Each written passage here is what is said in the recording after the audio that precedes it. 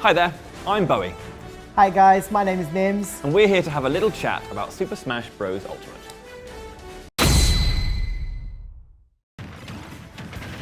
Super Smash Bros. Ultimate launched on the Nintendo Switch, allowing you to throw down the gauntlet anytime, anywhere with... Anyone. Sorry, we had to do that. But we also know that there's lots of new people arriving to this game, and those who just want to get a little bit better. So whether you're aiming for the world stage or just want to get one over on your irritating younger sibling, this series will give you all the crucial tips you need to put you on the path to smashing supremacy. First things first, let's cover the basics of the battlefield. It's really important to know what you're doing in Super Smash Bros. Ultimate, as it is far from your traditional fighting game. In Super Smash Bros. Ultimate, there are two very important things to be aware of. First of all, the stage. Think of this platform as sort of a sumo ring. No matter the layout, the aim of Super Smash Bros. Ultimate, in a nutshell, is to push your opponent outside of the stage's boundaries, which surround the arena in every direction. You're just pushing with swords and claws, or maybe even Wario's wafts. Second to this are those cheeky percentages you see at the bottom of the screen. For every thump, wallop and whack a fighter takes, their number ticks up. And the higher the number equates to the distance that your fighter is sent when they take a hit. Now, there are many different ways to play Super Smash Bros. Ultimate, but time and stock are the more traditional rule sets that you're more likely to see. Stock essentially just means lives, so it's a kind of survival of the fittest style. It's one of those modes that's a bit more interesting for players who want a bit more tension in their match, as their position at the end of the game is based on how well they survive, specifically. Time, on the other hand, forces you to land as many KOs as you can within the time frame given. This essentially forces you to battle each of your players all around the arena and not hide in the corner. It's a legitimate strategy. Sure. Alongside these two traditional modes, Super Smash Bros. Ultimate also lets you play in Stamina mode, where your percentage starts high and depletes as you take on damage. Once that hits 0, you're out.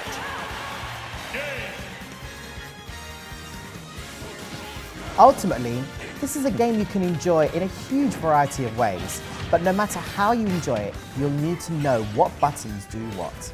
So in the standard button layout for Pro Controller or the Joy-Con grip, the crucial inputs are left stick to move, A to perform basic attacks as well as pick up and use items, B to use a character's special moves, X or Y to jump, and ZR to defend with your shield. The first thing I try with every character is combining the left stick with the B button, as this is how you do their 4 special moves. Try B on its own, to the side with B, down and B, and up with B.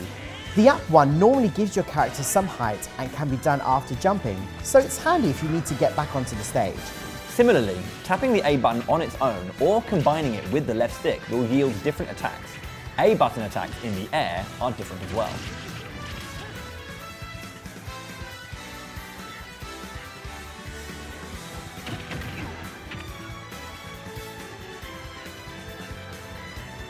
Then there are the smash attacks. Now, these require a little bit more finesse, so my lovely friend here, Bowie, is going to be modelling these using a Pro Controller and using his lovely hands. Especially lovely they are.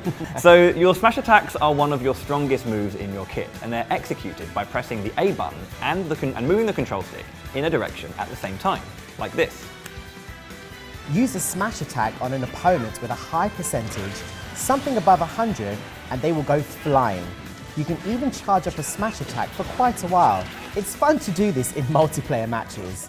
Learning the difference between activating smash attacks and the weaker tilt attacks is a crucial skill for any budding Super Smash Bros. Ultimate player, and we'll go over why that is in the next episode. Right, basics covered. Now, Bowie, if there's 3 key things that players could take away from this episode learning about Super Smash Bros. Ultimate, what would you say those 3 key things would be? What should I commit my precious headspace to learning from this episode? Well, okay, one would be getting used to jumping and using the stick up and B, because you're going to be using that to recover under pressure a lot, and you need that height and you need to be prepared. Number 2 would be keeping track of the percentages at the bottom of the screen, because these are going to be very important when deciding whether you want to get aggressive or play more defensive, and of course, when to use those big smash attacks. Which leads me to number 3, which is learning the difference between smash attacks and tilts, and practicing those.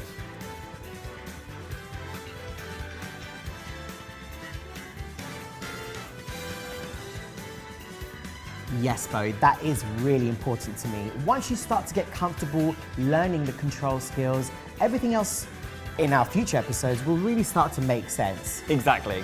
So with that, we'll say goodbye for now. But if you do have any more questions regarding Super Smash Bros. Ultimate or need some help with some specific skills, or you just want to simply argue about why King K. Rool's golden belly is a thing of beauty, anything really, strong disagree, just leave a comment below and we'll be keeping an eye on them. That's a goodbye for now, and we'll see you soon. Happy smashing. It's great. It's glorious. It's great. It's glorious. Glorious.